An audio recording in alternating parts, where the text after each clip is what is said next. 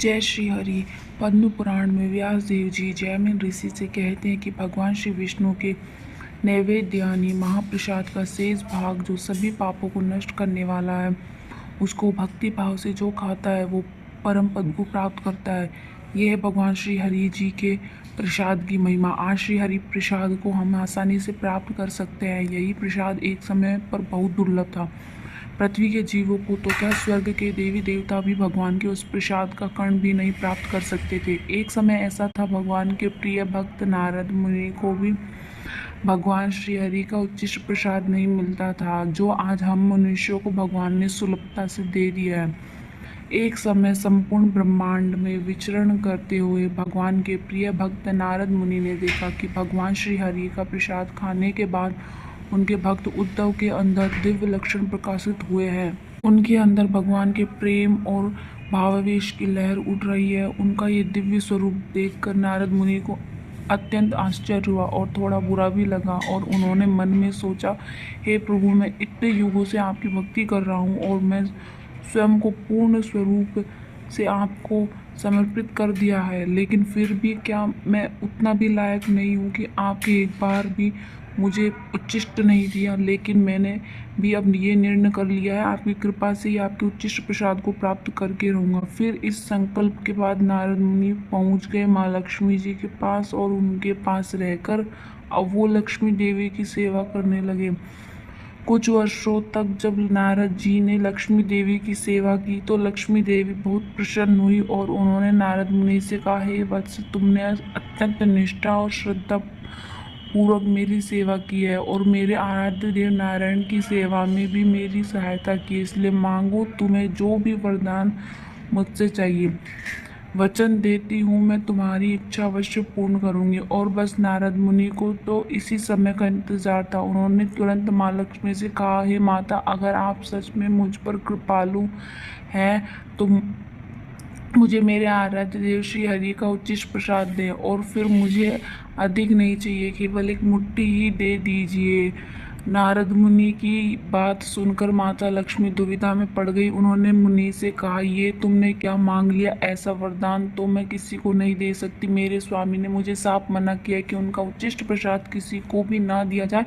अब ऐसा मैं उनकी आज्ञा का उल्लंघन नहीं कर सकती। लक्ष्मी जी की ये बात सुनकर नारद मुनि बालक की तरह रुष्ट हो गए। ठीक है माता, यदि आपकी यही इच्छा है तो कोई बात नहीं, पर याद रखिए, आज के बाद संसार में लोग कहेंगे माता लक्ष्मी वचन तो देती हैं परंतु पूरा नहीं करती। नारद मुनि के कटु वचन सुनकर माता लक्ष्मी बहुत चिंतित हो गई और उन्होंने नारद से कहा, वत्स, मैं तुम्हारी इस इच्छा को अवश्य पूर्ण करूंगी। इतना कहकर श्री लक्ष्मी भगवान विष्णु के पास जाती है और उनकी सेवा करते हुए लक्ष्मी जी बहुत चिंतित दिखाई पड़ रही थी। भगवान श्री हरि ने उन्हें देखा और चिंता कारण पूछा।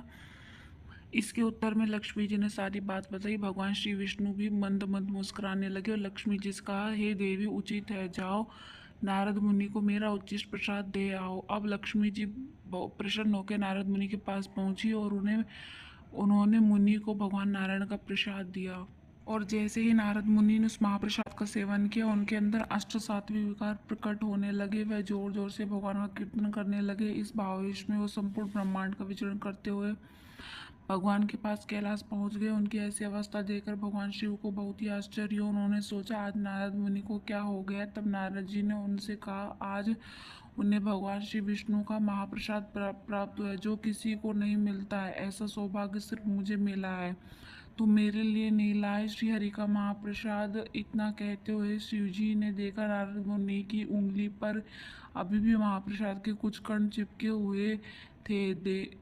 ये देखकर भगवान शिव प्रसन्न हुए और उन्होंने नारद मुनि की उंगली पे चिपका हुआ प्रसाद खा लिया। बस फिर क्या था, पृथ्वी पर प्रलय आने की तैयारी होने लगी। भगवान शिव के अंदर श्री हरि का प्रेम भक्ति का ऐसा भावावेश उमड़ा कि उन्होंने तांडव नृत्य शुरू कर दिया, जिससे पूरी पृथ्वी कांपने लगी। चारों ओर त्राही त्राही मच गई।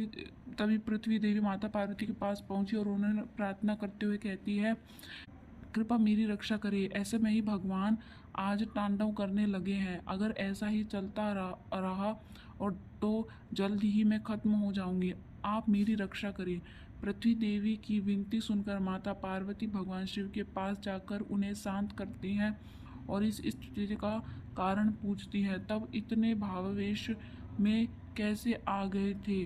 तब शिव जी ने भगवान विष्णु के उच्छिष्ट महाप्रसाद की सारी बात बताई। ये सुनकर माता पार्वती को बहुत क्रोध आया। उन्होंने शिव जी को ताना मारते हुए कहा, स्वामी, अभी तक मुझे लगता था मैं आपकी अर्धांगिनी हूँ। आप मेरे पति उदार और दयालु हैं, पर ये सब झूठ है। मेरे प्रति आपका प्रेम दिखावा ही है। ये बात मुझे आज समझ आई है। इतने बड़े धन को आपने मुझसे छिपा के अकेले ही ग्रहण कर लिया।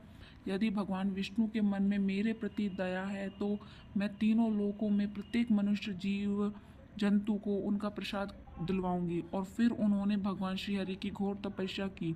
उनसे प्रसन्न होकर भगवान नारायण उनके सामने प्रकट हुए। उन्होंने माता पार्वती को वरदान देते हुए कहा, हे देवी, तुम्हारी इच्छा अवश्य पूर्ण होगी। मैं तुम्हारे समक्ष प्रतिज्ञा लेता हूँ, मेरा महाप्रसाद बिना भेदभाव के सभी में वितरित होगा, जिसकी सुगंधि से ही जीव भौतिक जंजीरों से मुक्त हो जाएगा और अपनी भौतिक इच्छा का त्याग करेगा। कलयुग में मेरा आविर्भाव होगा। तब विमला देवी के नाम से तुम मेरे निकट ही वास करोगी। मुझे अर्पित भोग सबसे पहले तुम्हें दिया जाएगा और फिर उस उच्छिष्ट महाप्रसाद को सभी जीवों में वितरित किया जाएगा। इस प्रकार भगवान जगन्नाथ का महाप्रसाद प्रकट हुआ, जिसका आस्वादन आज प्रत्येक मनुष्य बिना किसी जाति, धर्म और वर्ण के करता है, जिसे खाने से परम आध्यात्मिक गति प्राप्त होती है। जय श्री हरि।